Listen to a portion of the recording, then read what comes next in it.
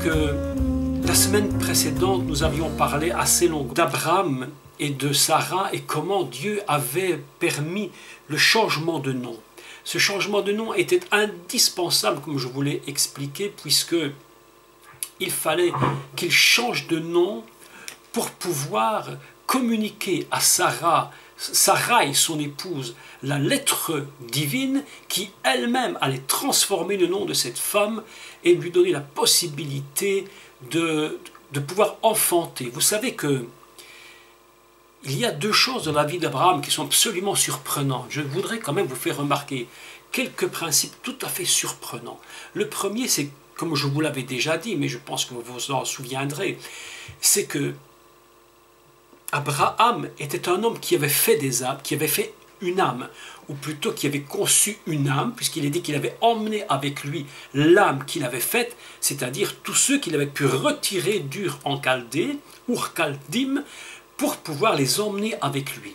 Néanmoins, Abraham étant un faiseur d'âmes, ce que nous appellerions aujourd'hui communément dans un langage beaucoup plus, je dirais, évangélique, Abraham était entre guillemets un gagneur d'âmes, un faiseur d'âmes littéralement, selon le texte hébreu, Nefesh Assou, un faiseur d'âmes. Et il les a emmenés avec lui. Mais vous pouvez remarquer que malgré tout, la promesse qui était faite sur Abraham et sur cet homme absolument hors du commun, malgré qu'il était dans son propre cœur, dans le choix divin, dans sa propre nature, un faiseur d'âme, il lui manquait donc quelque chose pour engendrer la promesse définitive. Hier soir, j'assistais avec Eliane d'ailleurs à une réunion où un ministère bulgare, je crois, était venu nous parler, et il parlait justement d'Abraham et des ministères, et de son ministère. Et pendant qu'il parlait, ma réflexion était la suivante. Je me suis dit ceci. On peut être un gagneur d'âmes, on peut gagner des âmes, même beaucoup d'âmes pour Christ, et cependant ne pas encore être rentré dans le projet définitif que Dieu a prévu pour nous. Et pour que ce projet définitif que Dieu a prévu pour nous s'accomplisse, il va falloir qu'il rajoute quelque chose, c'est-à-dire qu'il change le nom. Et hier, ma prière était « Seigneur, change notre nom », afin que peut-être nous sommes déjà des gagneurs d'âmes, peut-être nous en avons gagné des dizaines, peut-être des centaines, peut-être même des milliers, mais il faut quelque chose en plus pour que le projet définitif puisse véritablement s'accomplir. Et c'est ça qui se produit avec Abraham. C'est surprenant que Abraham lui-même est un faiseur d'âmes, néanmoins il se rend bien compte que la promesse définitive n'est pas encore accomplie, bien qu'il soit conçu comme un gagneur d'âme, il va devoir maintenant engendrer celui qui va permettre que demain, après-demain, naisse Israël et que de là sorte le Mashiach. Vous voyez qu'on peut avoir dans une vie, voilà un thème tout à fait surprenant, on peut avoir dans une vie une part de grande bénédiction et pour autant ne pas être rentré totalement dans le projet divin. Cela m'a beaucoup frappé lorsque j'ai repensé à ce texte et je me suis dit, mais pour nous-mêmes qui écoutons cet enseignement, nous nous disons peut-être, mais nous avons fait quelque chose pour toi, nous avons gagné des âmes pour toi, nous avons fait des choses. Nous sommes des gens qui aimons ta présence, nous aimons ton onction, nous aimons être avec toi, nous aimons parler de toi, nous avons gagné pour toi des âmes, nous avons formé un peuple et pourtant nous nous sentons en nous-mêmes qu'il y a un manquement et nous savons que la promesse que Dieu nous a faite peut-être il y a des années ne s'est pas encore accomplie. Il faudra donc que quelque chose en plus puisse s'ajouter. C'est pourquoi dans la pensée d'Abraham, c'est un peu cette idée ici, c'est éternel, Adonai, maître du monde, donne-moi un nom nouveau, afin que je puisse enfanter la promesse que tu m'as donnée, bien que j'ai déjà fait pour toi d'autres choses, bien que j'ai gagné des âmes, rajoute-moi ce qu'il faut pour que je puisse communiquer véritablement et mettre au monde la véritable promesse, le but réel et définitif pour lequel tu m'as mis sur cette terre. Que je rentre véritablement dans ton projet définitif, alors que déjà j'ai fait des choses pour toi et que je les ai réussies. Mes amis, voilà absolument quelque chose qui m'a moi-même complètement bouleversé. Je me suis dit, mon Dieu, nous avons fait tant de choses, mais s'il te plaît, Adonai, Maître du monde, Père éternel, Créateur de ma propre vie, ajoute-moi le nécessaire de ton esprit afin que je rentre aujourd'hui dans la promesse définitive que tu as faite pour moi. Ça, c'est quelque chose d'absolument magnifique, absolument extraordinaire. Comment Dieu nous révèle à travers les noms, les histoires de la Torah, la véritable identité d'un homme comme Abraham, qui deviendra Abraham, et ce que cela représente pour vous et pour moi. Vous avez remarqué que, c'est une parenthèse que je fais maintenant, je vous ai envoyé à tous, j'espère que vous les avez tous reçus, les documents. C'était plus facile pour moi de vous les envoyer par email que par simplement les connecter. Donc, je vous les ai tous envoyés, ce qui, si vous voulez les télécharger ou peut-être simplement les imprimer, cela vous aidera pour suivre le cours. Donc aujourd'hui, le but de ce cours aujourd'hui, c'était de décoder définitivement, comprenons le texte, ce que je veux dire, décoder le nom de du patriarche Abraham et ce que cela veut dire. Donc aujourd'hui, c'est ce que nous allons faire ensemble. Et vous allez voir que dans ces noms, et je le répète une fois encore, ou pour la millième fois encore, que chaque nom n'est pas un nom, mais véritablement que chaque nom est un code, que chaque nom représente une fonction, plus qu'un nom ou un prénom. À l'époque, ça n'existait pas les prénoms, mais un nom. Alors qu'aujourd'hui, à notre époque, bien entendu, des gens s'appellent Jacques, Jean ou tout ce que vous voulez. On donne des noms selon la mode. Hein. Vous avez remarqué qu'on donne des noms selon la mode. Lorsque Johnny Hallyday était une vedette, les gens appelaient leur fils Johnny. Bon, et puis on a appelé les filles autrement selon le nom des vedettes. Ça n'a rien à voir du tout avec ce qui est dans la Torah, bien sûr, puisque la Torah, chaque nom est véritablement une fonction. Nous ne sommes pas du tout dans un système où le nom est un nom pour un nom, mais pour nous donner une véritable révélation de qui est le personnage ou quelle est cette chose qu'elle représente. Je vous avais dit, et c'est une parenthèse, mais je le redis parce que c'est toujours intéressant de redire quelques points sur ce thème. Vous vous souvenez que l'arche de Noach qu'on appelle Hateva, donc en hébreu, l'arche en réalité ne veut pas dire une arche, ne veut même pas dire un bateau, mais veut dire une boîte. Et plus concrètement, encore dans une révélation supérieure, veut dire un mot. Et concrètement, dans une révélation encore plus élevée, cela veut dire un mot qui est écrit, etc., etc. Si nous montons ainsi dans les niveaux de révélation jusqu'au 10e niveau de la révélation, nous nous rendons compte qu'en réalité, de Teva, c'est le Messie, celui qui est la parole qui sauve. Donc, vous voyez que les mots eux-mêmes ne sont pas des mots pour des mots, mais sont des significations de la chose. Et la Torah préfère, ou je devrais dire Dieu préfère mettre dans la Torah des noms qui sont des sens profonds. Ainsi, lorsque nous parlons de Adam, ce n'est pas un prénom mais une fonction, et lorsque nous parlons d'Abraham ou Abraham, ce n'est pas un nom en soi, c'est une fonction du personnage. Et c'est ce matin ce que nous allons ensemble lire et découvrir. Je vais vous envoyer ce matin, si vous les avez imprimés, je ne sais pas, ou si vous les avez en ligne, je ne sais pas, les documents que je vous ai envoyés, mais je les envoie moi-même ici maintenant, et je vais tenter, avec la connaissance que j'ai des choses, qui est aussi limitée par rapport à la grandeur du nom et de Dieu lui-même, de vous expliquer qui est véritablement le patriarche Abraham. Alors je vous envoie les documents et nous allons commencer ensemble d'étudier. Voici donc, je refais un tout petit récapitulatif de ce qui avait été dit la fois passée. Je vous l'envoie et nous allons aller plus loin. Alors, l'image doit venir, la voilà, j'espère que vous la voyez.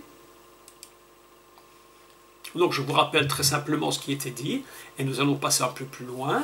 C'est donc Abraham pardon, a reçu la lettre divine, que le Av veut dire père, Ram veut dire élevé. Ça, vous aviez reçu ce document, c'est juste pour un rappel. Je vous envoie maintenant le document suivant, et c'est celui qui va nous intéresser aujourd'hui. Voilà. Attendez, voilà ici. Et je vous l'envoie maintenant. Je crois que c'est celui que je vous envoyais ce matin. Le voilà.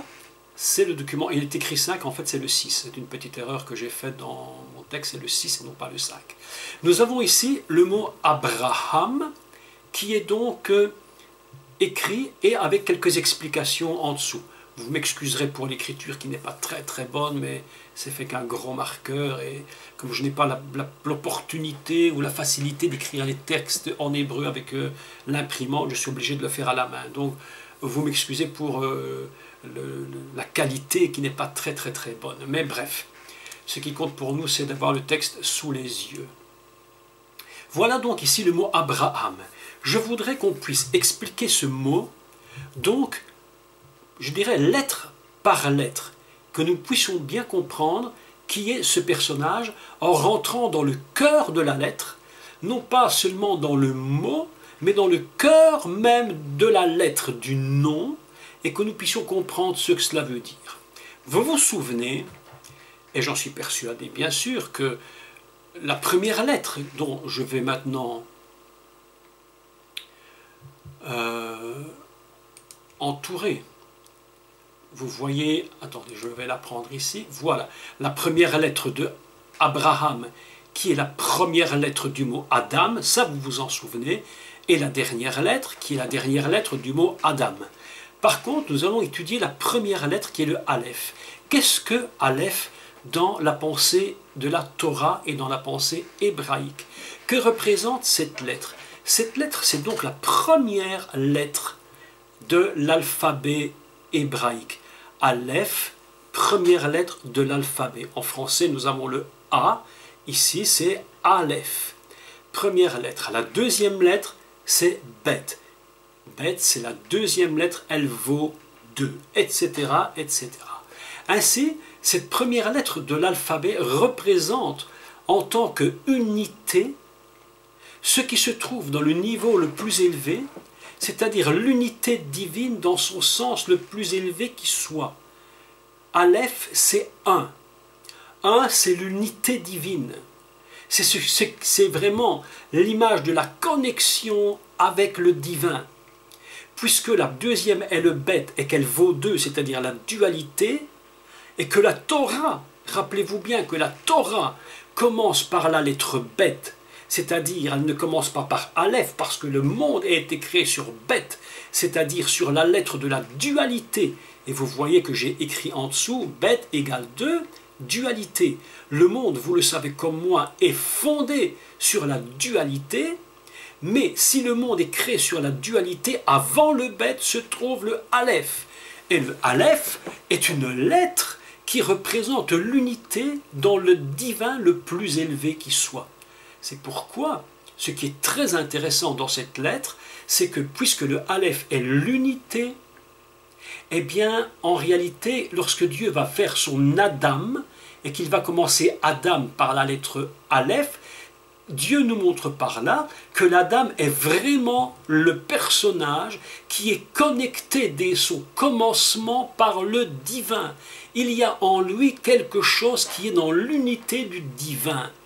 C'est pourquoi l'humanité elle-même est connectée en Adam au divin. Vous savez qu'il y a une parole qui nous dit clairement dans la Bible qu'il Dieu a mis dans le cœur de l'homme la pensée de l'éternité, c'est-à-dire la pensée du divin, absolument du divin. Et Adam, c'est la connexion au divin dans sa propre nature. Ainsi, en Abraham, eh bien, nous avons cette première lettre, la première lettre de Adam. Abraham est le personnage qui est connecté au divin. Et d'ailleurs, très surprenant autant que cela puisse être. Rappelez-vous avec moi, lorsque Jésus parle de cette... ce n'est même pas une parabole, c'est une histoire, un fait réel. Lorsque Yeshua va nous parler du mauvais riche et de Lazare.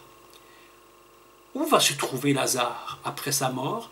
Eh bien, Jésus, j'allais dire, dans une révélation qu'il faut décoder, va prendre Lazare et il va le mettre où? Au niveau le plus élevé qui soit, c'est-à-dire dans le sein d'Abraham. Il dit « Père Abraham ». Père Abraham. Pourquoi le met-il en Abraham?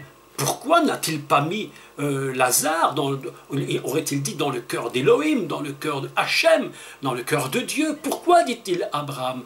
Parce que dans la connexion, Abraham en tant que père des nations, père du peuple d'Israël lui-même, c'est lui-même dans sa propre lettre, dans la première lettre de son nom, qui contient la connexion du divin.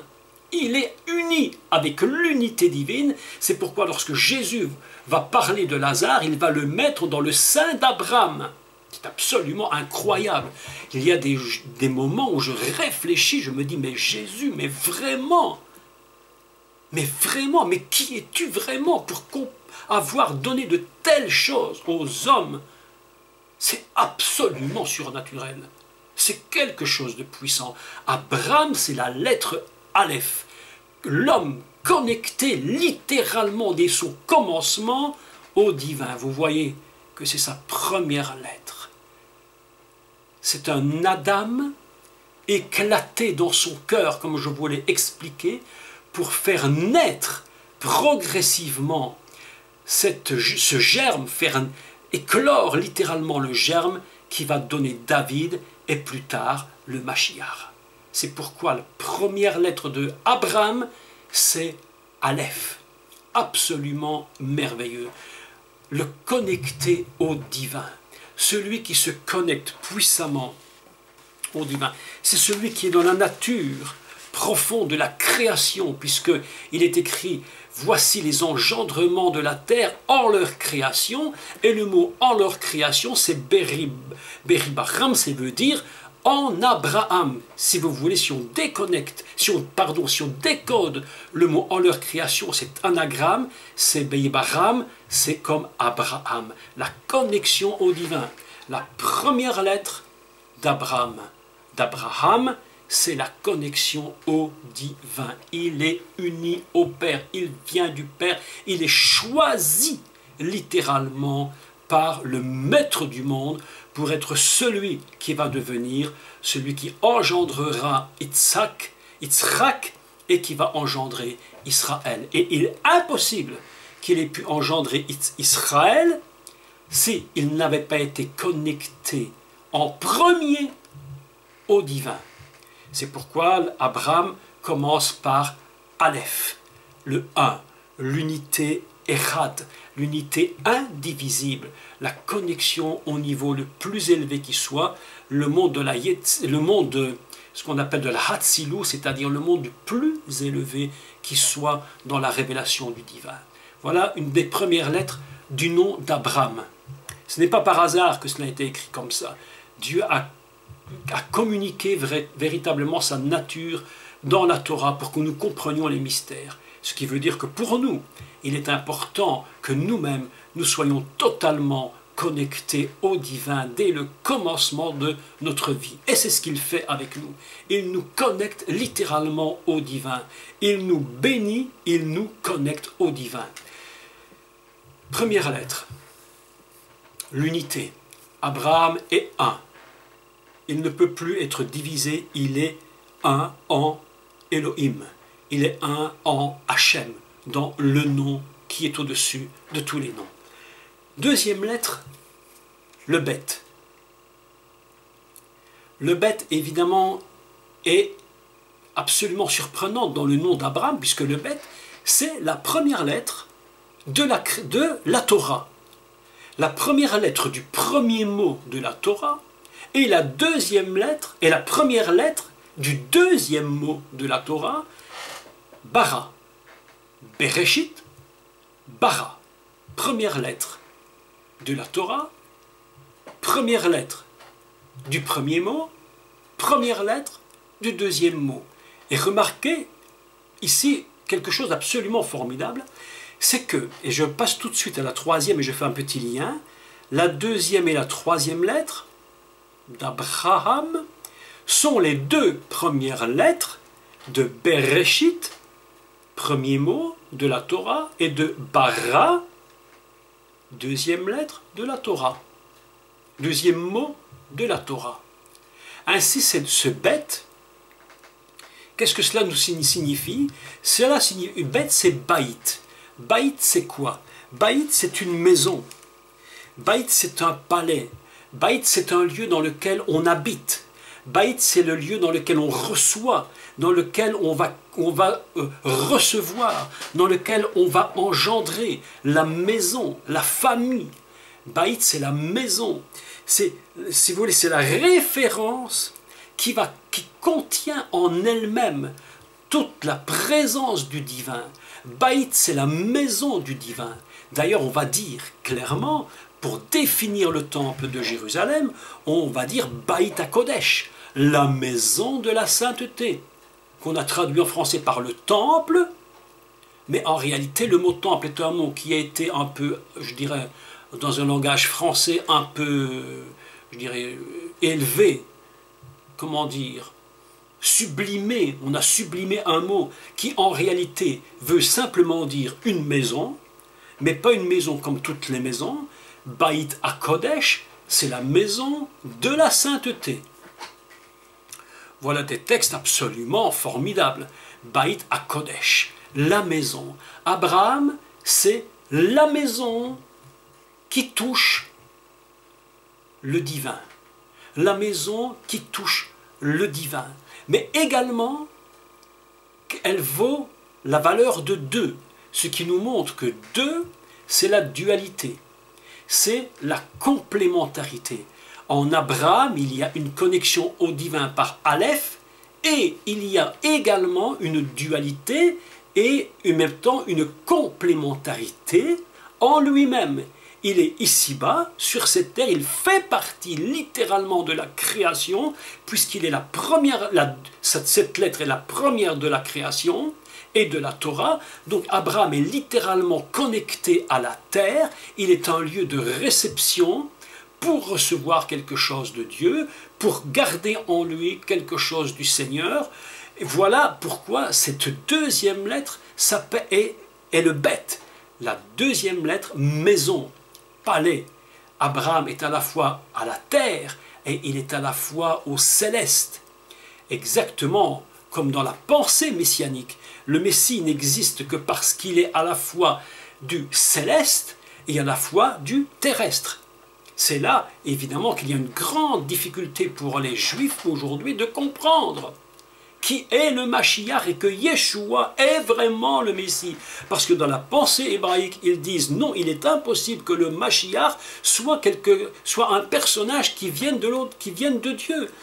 Pour eux, dans leur pensée, ils croient que le Mashiach n'est qu'un homme de terre, purement terrestre. Mais il est impossible qu'il soit qu'un homme terrestre. Le Messie n'est Messie que parce qu'il a une appartenance divine et une appartenance céleste. Et regardez bien que ici nous avons dans Abraham une appartenance céleste avec le Aleph et une appartenance terrestre avec le Bet. il est une maison, et si je puis le dire, il serait un peu la maison, le baït de Aleph. Le baït de Aleph, c'est-à-dire de la sainteté, baït HaKodesh, comme ce que nous appelons littéralement le temple. Donc Abraham contient en lui ces forces absolument extraordinaires de l'au-delà, du divin et en même temps du terrestre. Et nous remarquons bien que Abraham, dans le bête, qui est la dualité, dans sa vie, Abraham se pose des questions. Parfois, il se pose des questions, il est dans la dualité. Est-ce que la chose, est-ce que le miracle se fera ou est-ce qu'il ne se fera pas? Et il faudrait que le céleste vienne à son secours pour qu'il puisse comprendre véritablement que la chose est possible. Voilà donc une seconde lettre du nom de Abraham. Je ferai remarquer maintenant que les deux premières lettres, ensemble, le Av, Aleph, et ici Bet ou Vet, ça dépend, on peut les prononcer, ça dépend s'il y a un dagesh au milieu, c'est-à-dire un point ou pas, on prononce Bet ou Vet, mais Av, vous voyez, je les entoure, Av, lorsque je mets le céleste et le terrestre, le céleste avec la maison, réunis, Av veut dire père. C'est pourquoi on va dire père. Père lorsqu'on parle d'Abraham. Lazare était dans le sein du père Abraham. Voilà encore quelque chose d'extraordinaire. La connexion du divin avec le terrestre, avec la maison qui reçoit le Aleph, qui sont connectés côte à côte, eh bien Av, c'est père. Absolument les secrets et les mystères de la langue hébraïque. Je suis stupéfait devant cette langue de l'hébreu qui nous révèle des mystères absolument extraordinaires. Je vous rappelle que si vous avez des questions à me poser, vous n'oubliez pas de faire le chat. Je regarde de temps en temps si vous m'écrivez quelque chose ou pas, une question ou l'autre, et immédiatement je vais vous répondre. On prend du temps pour cela. Voilà donc Av, père. La troisième lettre, qui est le Resh, veut dire la tête. Je vous l'ai écrit. Sa valeur est de 200. Mais le mot tête, je vous en avais parlé la fois passée, mais je le redis puisque c'est un cours séparé. Le mot Resh veut dire également misère, pauvreté. C'est-à-dire qu'il va falloir que Avram, sans la lettre divine qui fera Abraham, sans la lettre divine qui colle à la tête, eh bien la tête seule peut devenir et est véritablement une pauvreté, une misère. Est-ce que vous savez, mes amis, que l'homme aujourd'hui sur cette terre, avec une connaissance intellectuelle si élevée qu'est la sienne, capable aujourd'hui de nous transporter presque sur la planète Mars, dans l'espace intersidéral, capable de produire des choses extraordinaires que l'on n'a jamais connues autrefois.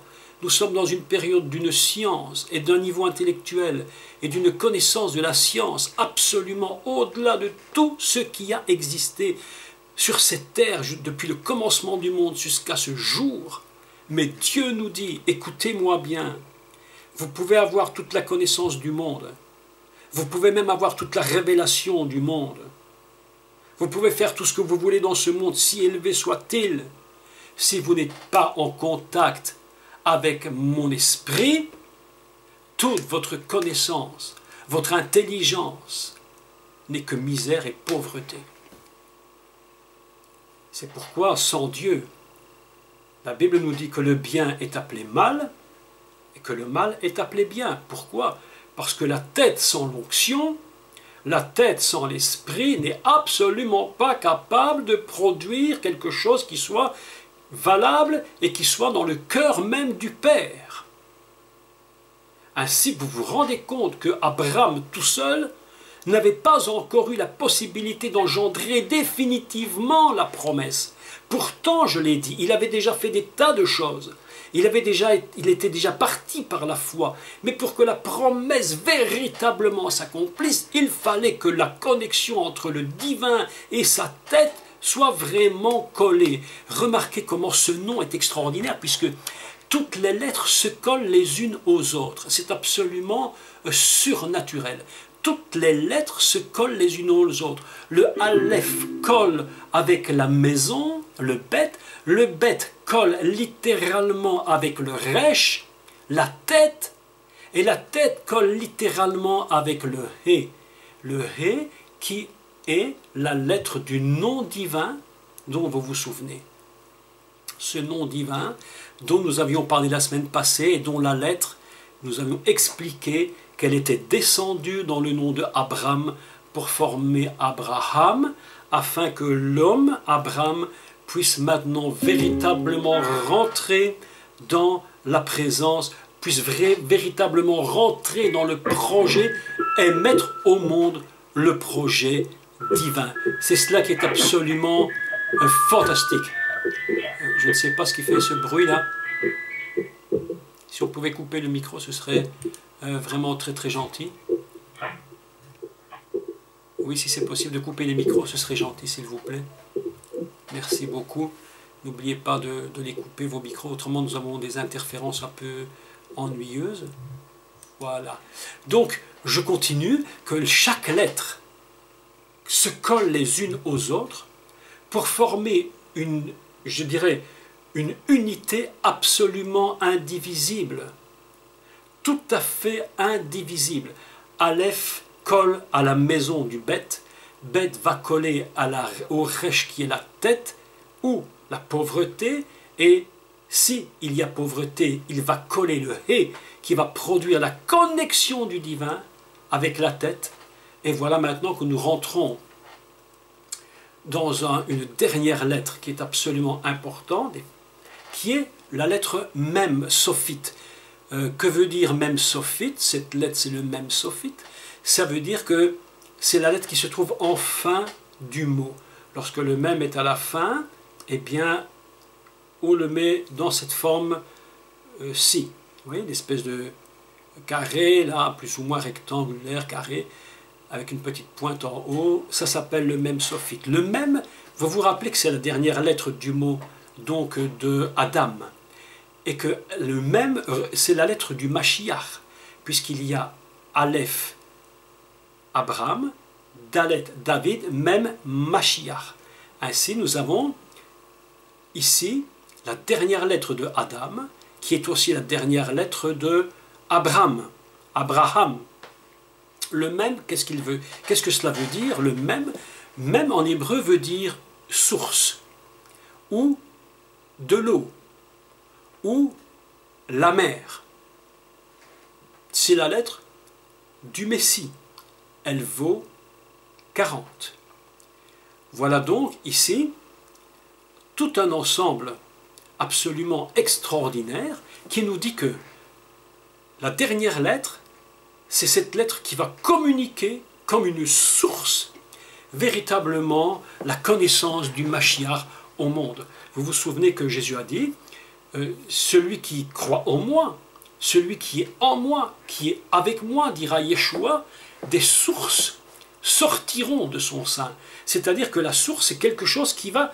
C'est la dernière chose qui puisse exister pour que l'eau sorte. Tant que l'eau est enfermée, si vous voulez, il n'y est pas question encore de source. Il est question d'un récipient. Mais lorsque le récipient va s'ouvrir et que ça va couler, on va dire que c'est la source. Et Jésus dit, voilà qui je suis, la source d'eau de vie, la source de la vie. C'est pourquoi c'est la dernière lettre du mot d'Abraham, c'est la dernière lettre du mot de Adam, et c'est le Mashiach lui-même qui est devenu lui-même cette source. Autrement dit, dans Abraham, nous avons 1, 2, 3, 4 et 5 lettres, comme, si vous voulez, les 5 lettres qui représentent le 5 de la lettre divine, et la dernière lettre, c'est celle qui est la source et qui va couler sur le monde. Et c'est pourquoi j'avais expliqué la semaine passée, si vous vous en souvenez très bien, que la dernière lettre de Sarah, c'était la lettre divine, parce qu'il fallait que c'était sur la fin de son nom, pour qu'elle puisse laisser sortir la bénédiction et l'accomplissement de la promesse. Voilà un mot, Aleph, l'unité, Bet, la complémentarité et la dualité, Resh, la tête, Aleph, le He, pardon, la lettre divine, la lettre du souffle divin, la lettre du souffle, même la source de laquelle va sortir la bénédiction, et il va toucher, parce qu'il est devenu une source. Abraham va avoir la possibilité, la capacité, parce qu'il est la source qui contient la puissance maintenant de l'esprit, la lettre du souffle. Il va pouvoir communiquer à son épouse Sarai lui-même et changer le nom de sa femme, de Sarai, en Sarah, afin qu'elle-même puisse avoir la possibilité de donner naissance, elle qui était stérile. C'est pourquoi c'est comme si Sarai avait dit à Abraham, donne-moi mon nom, change-moi mon nom, Abraham. C'est une paraphrase que je fais, c'est une explication. Change-moi mon nom, ou plutôt je devrais dire, Abraham aurait dit à Sarah, je vais changer ton nom pour que tu puisses enfanter. Toi qui étais stérile, eh bien je vais te changer ton nom, change mon nom pour que je puisse enfanter. Voilà déjà ici une explication du mot absolument surprenante. Nous constatons que dans la Torah, il n'y a pas de hasard. Même chaque lettre va représenter pour chaque nom, chaque situation, vraiment un code et nous expliquer qui est cet homme. Je suis persuadé que Abraham, il y aura encore beaucoup de choses à dire sur son caractère. Un homme déterminé, parfois un homme qui ne sait plus trop si son appel se fera ou ne se fera pas, si ça se réalisera ou pas. Un homme en dualité, mais pourtant connecté au divin. Et puis un homme qui réfléchit, un homme qui pense, un homme qui reçoit la présence de Dieu, un homme qui va communiquer quelque chose à son épouse. Mes amis, je repense tout le temps à ce verset, à cette parole du Mashiach, et rappelez-vous-en toujours. Il a dit, il vous est avantageux que je m'en aille, parce que si je ne vais pas là-haut, alors vous ne pourrez pas recevoir mon esprit, afin que nous-mêmes, nous puissions devenir des sources de laquelle va sortir quoi? La véritable promesse. Il y a dans chacune de nos vies, dans la mienne, dans la vôtre, une promesse très particulière. Écoutez-moi bien. Ce que je dis ici ce matin, c'est vraiment une révélation de Dieu. Il y a dans nos vies personnelles un véritable projet, quelque chose de très précis, qui dépasse encore ce que nous avons simplement fait tous les jours de notre vie pour le Seigneur. Oui, nous avons fait des choses, comme je l'ai dit, nous avons peut-être gagné des âmes, mais je vais vous dire une vérité. Il y a sur votre vie un projet spécifique. Ce que nous devons dire, c'est Hachem, Adonai, Maître de l'univers, change mon nom. Change mon nom, afin que je puisse enfanter. Change mon nom, moi qui suis ton épouse, comme Sarai. Nous sommes parfois comme Sarai, comme Abraham. Il faut que notre nom soit changé, mes amis. Change mon nom. Rajoute-moi quelque chose, afin que non seulement je sois ce que je suis, mais que je sois davantage que ce que je suis. Et que je puisse véritablement et définitivement entrer dans le projet que tu as spécifiquement conçu pour moi. le pire dans une vie, je vous le dis très sincèrement, le pire dans une vie, c'est d'arriver à la fin de notre vie et d'avoir raté véritablement le véritable projet que Dieu a fait sur nous. Des millions et des millions et des millions et des millions de croyants sur la terre aiment Dieu et n'ont jamais réalisé le véritable projet de leur vie. Mes amis, je vais vous dire ceci pour vous encourager. Ne regardez jamais à votre apparence. Et je vais vous montrer quelque chose qui va vous surprendre dans la prochaine image. Ne regardez jamais à votre apparence, ni à votre physique, ni à votre intellectuel, ni à vos études, ni à la culture, ni à quoi que ce soit, à votre éducation, à quoi que ce soit. Ne regardez jamais à cela. Ne regardez qu'à une chose. Fondamentalement, bien que le reste soit important, mais regardez à une chose, quel est le véritable projet que Dieu a mis dans ma vie? Le projet véritable d'Abraham, finalement, ce n'était pas d'avoir fait une âme qu'il a sortie d'Our en Chaldée, mais c'était d'engendrer Yitzhak, qui allait lui-même engendrer le Mashiach, et Israël est le Mashiach. C'est extraordinaire. C'était ça le but de Dieu en Abraham. C'était non seulement d'être un gagneur d'âme, si je peux m'exprimer ainsi, mais c'était avant tout d'engendrer Yitzhak, qui allait engendrer ses enfants, qui allait devenir Israël et qui allait engendrer le Messie. Voilà le projet final.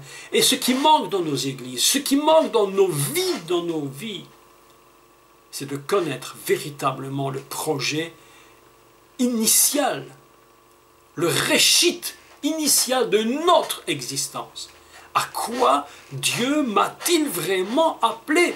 Est-ce que je suis appelé à être toute ma vie seulement une personne qui se lève le matin, qui se couche le soir, qui mange à midi, qui mange le soir, et puis c'est terminé? Et entre deux, je témoigne de temps en temps du Seigneur, je gagne même des âmes. Est-ce que c'est à cela uniquement que Dieu m'a appelé? Je vous dis non, je ne le crois pas. Il y a un projet initial sur votre vie. Et ce projet initial, il faut qu'il soit compris, reçu, et que vous ayez le plus de Dieu. Seigneur, éternel, change mon nom, afin que je puisse engendrer le véritable projet de ma vie. Change mon nom, change mon nom. Je voudrais vous envoyer une image maintenant assez surprenante d'ailleurs. Je vous l'avais reçue, je vous l'ai envoyée par mail, mais je vous la présente maintenant encore. La voici. La voilà. Regardez ceci comme c'est surprenant. J'ai fait un petit calcul tout simple. Vous voyez, c'est pas très bien écrit, mais enfin vous comprenez. Un petit calcul tout simple. J'ai séparé ici Abraham et Sarai. À côté, Abraham et Sarah. Le nom originel, son changement de nom. Le nom originel, son changement de nom. Eh bien, lorsque nous faisons un calcul pur, donc de gématria, c'est-à-dire du calcul numérique, qui n'est qu'un décodage d'une vérité spirituelle, et ce n'est que pour comprendre une vérité spirituelle que je le fais, pas pour une autre raison, pour comprendre une vérité qui se cache dans le mot, dans les noms et dans les termes, j'ai fait un petit calcul. Eh bien, lorsque nous avons la valeur de Abraham 243 et Sarai 510, nous rajoutons 243 et 510, nous avons 753.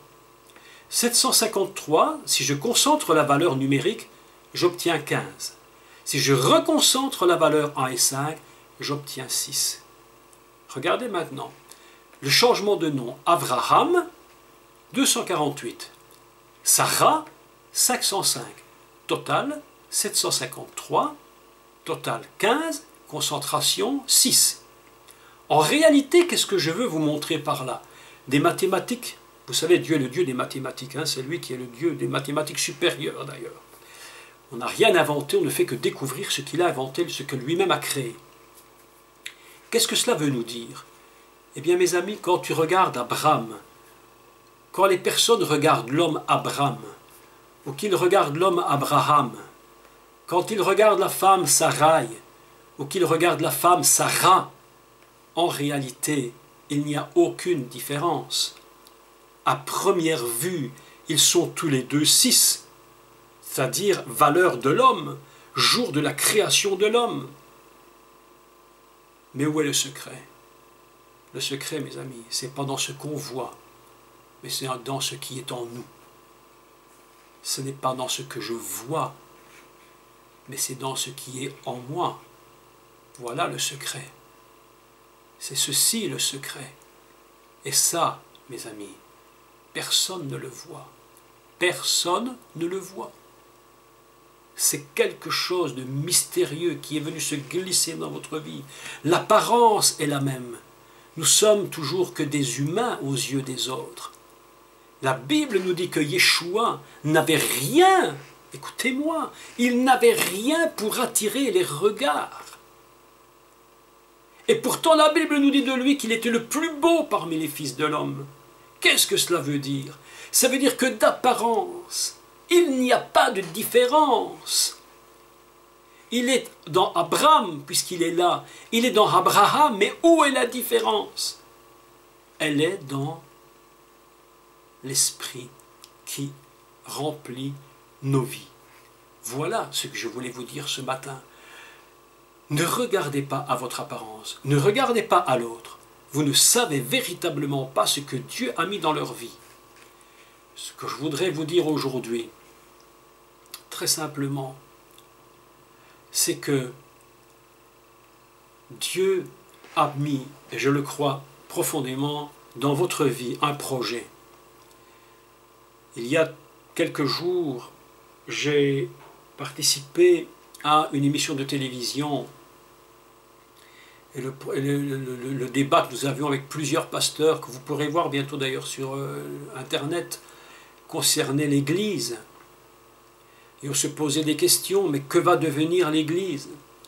L'Église ne deviendra que ce que vous avez compris que vous-même deviez devenir. Qu'est-ce que Dieu a mis dans votre vie? Qu'est-ce que Dieu a placé comme projet?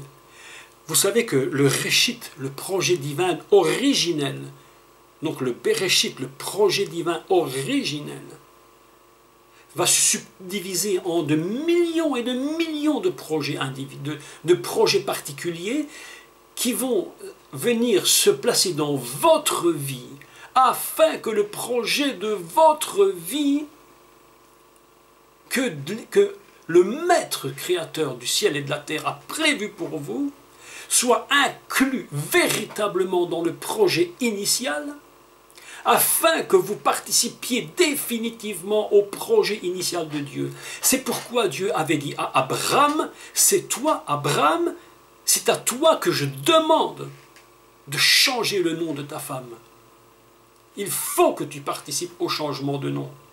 Mes amis, nous sommes appelés par Dieu à véritablement changer le nom des autres afin que les autres deviennent participants de la promesse. Et vous ne ferez jamais vous-même la promesse tout seul, je vous l'affirme, vous avez besoin des autres pour pouvoir engendrer votre véritable projet.